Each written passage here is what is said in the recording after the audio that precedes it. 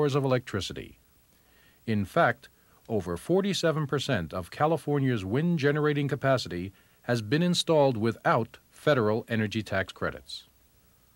Wind energy economics have long been debated. Many people believe that wind energy is expensive and that compared to other types of electrical energy production, wind can't compete. But all energy sources are not treated equally. Traditionally, when the costs of coal, natural gas, nuclear, wind, and oil-generated electricity are compared, they look like this, with wind, coal, and nuclear power appearing to be the cheapest to generate. Many economists now recommend that the byproducts of production methods be added into the costs. This concept is known as leveling the playing field. Social, environmental, and health costs associated with coal, nuclear, and oil-fired power plants raise actual electrical production costs. Numerous experts are now using these societal costs to more accurately evaluate the relative merits of the various technologies of producing electricity. During the 1980s, the difference in construction costs for nuclear power plants versus wind power plants was significant. The Shoreham nuclear plant on Long Island, New York, cost $4.2 billion, or $5,200 per kilowatt to construct. The Niagara Mohawk 9 Mile Point nuclear plant cost $5.9 billion, or $4,700 per kilowatt. On average, a California wind power plant costs $1,100 per kilowatt to construct. And how long do the plants last? The lifespan of a nuclear plant is 25 to 35 years. After that, the plant must be shut down due to radioactive contamination. Pacific Gas and Electric estimates it will cost $580 million to decommission its Diablo Canyon plant, and Southern California Edison's estimate, in $1988, for the decommissioning of its San Onofre plant will exceed $860 million. And nuclear costs are even higher when the as-yet undetermined waste disposal costs are added. Wind plants with proper maintenance can be online generating power indefinitely. In terms of the over 16,000 working California wind turbines, production increased steadily from 1981 to 1990. But the costs of producing this energy have declined dramatically, from a 1981 high of 25 cents per kilowatt hour to under 5 to 7 cents per kilowatt hour in 1990. California's wind machines contribute greatly to the reduction of our air pollution, with an equivalent prevention of 13 million pounds of sulfur, oxides of nitrogen, and particulates, plus 2 billion, yes, 2 billion pounds of carbon dioxide each year. The cost savings associated with this pollution prevention can be coupled with the benefits of employment and tax revenue that wind power generates. In Riverside County, California, home to San Gorgonio's wind farms, 25% of the non-real estate property tax comes from the wind machines. From a property tax basis to the county and the affected school districts and water districts, it's a very valuable source of revenue. And I might add, the wind industry itself does not take much in the way of government expenditure, so we get the revenue in without having to pay a lot of money out. We have a $10 billion assessed valuation out there in the county, including the cities. And that's not insignificant in the days when we're closing healthcare clinics. Between the time of 1982 and the present date, we have created approximately 600 or more jobs. We've added a payroll of at least $6 or $7 million per year, and that's come from nothing.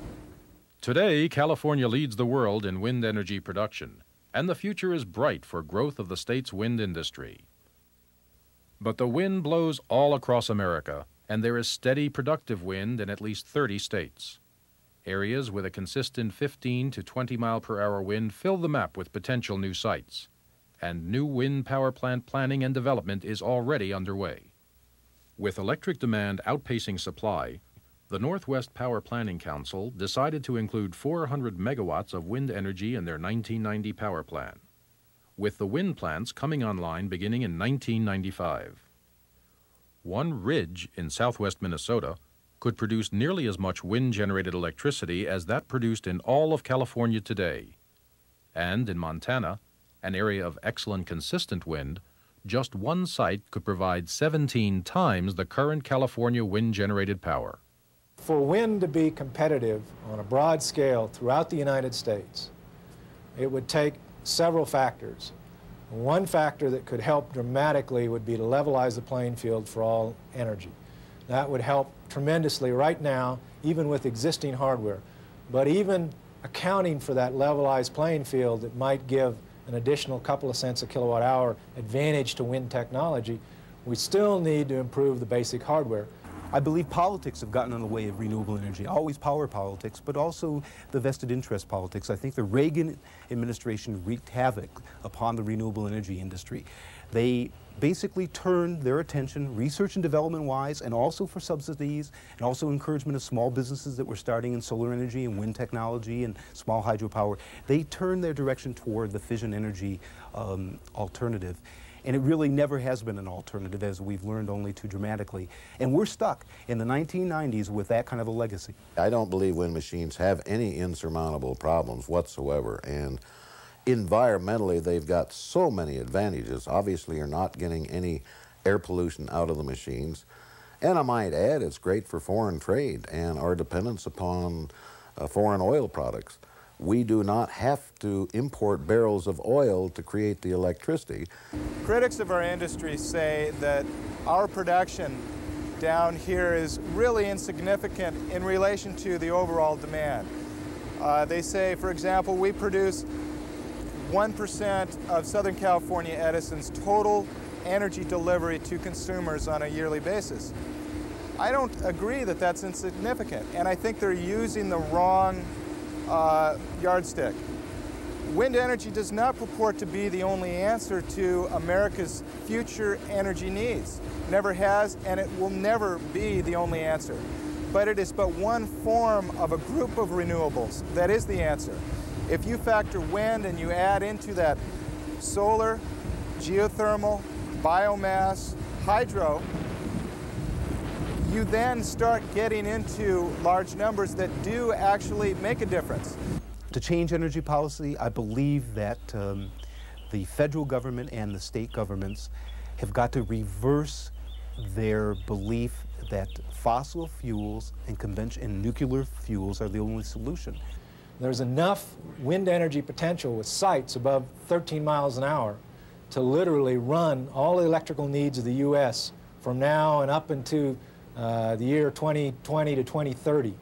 It could supply all of that electrical energy need. So there's tremendous resource available all over the United States, and indeed, it's equally good all over the world. But the United States is particularly rich in wind energy. The technology is here today. It isn't a problem of technology anymore. It's implementing what we have. But wind energy is very special. It's kind of indescribable to feel the power, the surging. I can barely stand up now as the wind is buffeting me. And when you're out in a wind farm like this, you can really get the sense of how these machines are extracting the power from the wind. Extracting power from the wind. It's not a new idea. Rather, it is a mature, efficient, and sensible approach to electrical energy production. The supply of wind is inexhaustible. Production cost is inexpensive. Pollution non-existent. And the potential for future growth and higher production is unlimited. Wind energy is energy for the 90s and beyond.